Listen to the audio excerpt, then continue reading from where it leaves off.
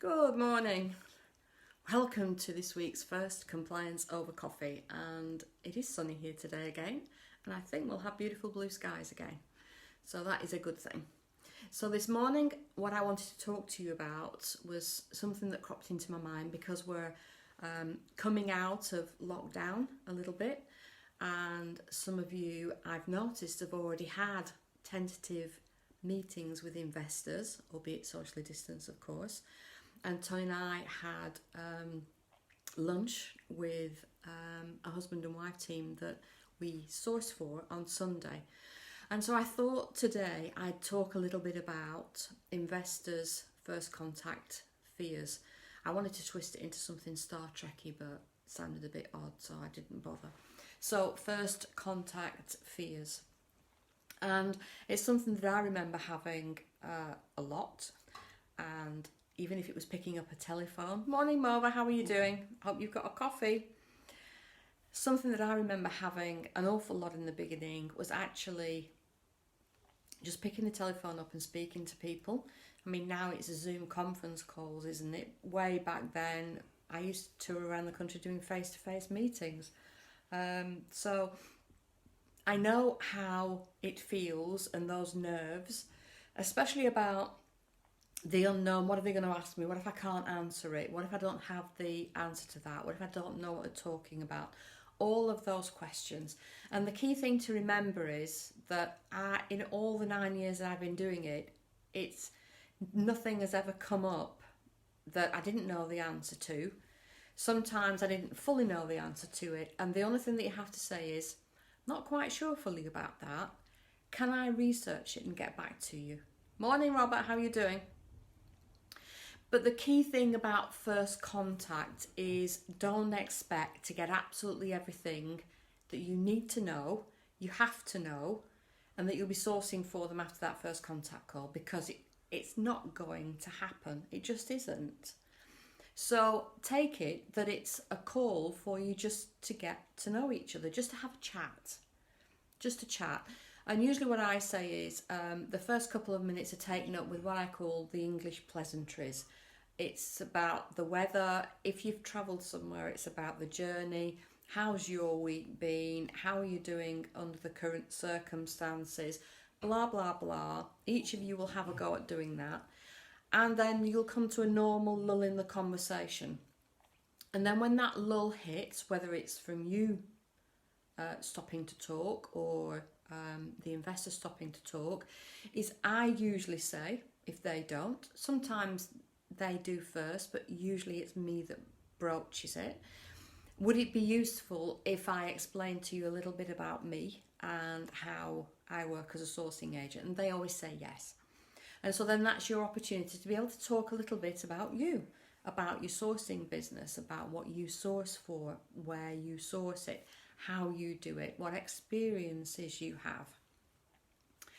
And then open it up to them. Because once you've finished, they feel obliged to do exactly the same thing. Generally speaking, you don't have to say anything. The conversation will just flow. And so I always say, would you mind if I make notes? And I make a joke about the fact that I'm my age, I forget most of the stuff that I should be remembering.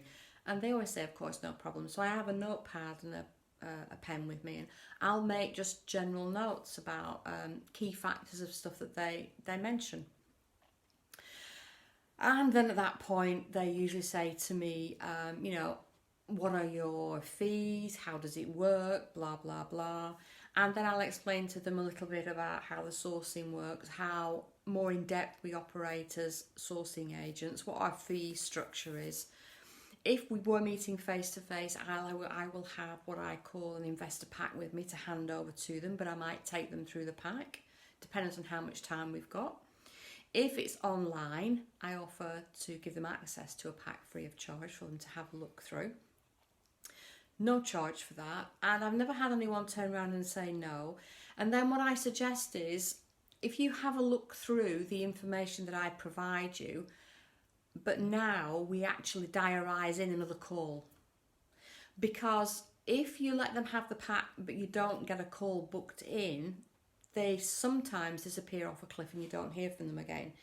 If they have a call booked they feel more obliged to carry out that call. Not always, but quite often that will happen. So I always usually work that way and say, okay, I'll send this to you after this call or as soon as I get home or whatever it is. And then can we diarise another call in, say, 10 days time to give you a chance to have a look through the information, make a list of any questions that you've got. If you want to bring it forward, just get in touch with me, but let's diarise a call for between 7 and 10 days time. And then you can chat more in depth about the intricacies of the documentation that you provided and any questions that they've got. I always make it very, very clear the level of information that we require to source for someone. I make it very clear that we charge for registering with us. And I make it very clear that not everything that we source for them once they've signed our terms of business will be off market. Quite often it will be through an estate agent or a lettings agent, and I'm very open and very honest about how we source. So that's a little bit about those investor first meetings, first contact. It isn't anything, hi Melinda, happy Tuesday to you too. It isn't anything to be scared of. If you're unsure about your memory and you're going blank about something to talk about, if you're on a Zoom conference call or just a telephone call, just write yourself some headings about what I've just talked you through about how you want this first call to progress, what you want to cover and what you want to get out of it. And then you can just glance down at it. If you get stuck and you can't think what else to say, you will get a little reminder about what you need to cover and what you need to get out of the call. So that's it for this morning on Compliance Over Coffee. The only other thing that I need to mention to you is this.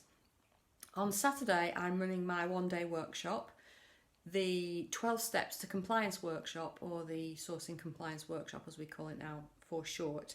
It is a full one-day workshop across Zoom and it's fully recorded. Now the great thing about the workshop is it's just over that one day, it's recorded and you get 6 months access to the recording. If you can't attend on the day, you can still have the 6 months access to the recording. And it takes you from start to basically dealing with your first investor, the first deal. You'll have everything in place that you need to, or you'll understand everything that you need to have in place to be able to operate as a compliant sourcer. It's a one-day workshop. It's £127 per person, and we have a couple of places left because I don't like large numbers. I prefer to work with a small number of group. And then if you're there live, you can ask as many questions that you want on anything that you want. And we have a great day. We have quite a few laughs.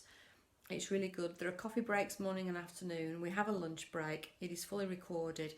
So if you're unsure about anything compliance-wise, if you've never had any training on compliance, I strongly suggest that you have some, because money laundering is hard work and it takes a little bit of understanding. And I hope there are some people in here that will confirm that I actually turn it into a little bit of plain English and easy for you guys to follow, because it's not just about legislation. It's about how that legislation we operate with on a day-to-day basis as sourcing agents.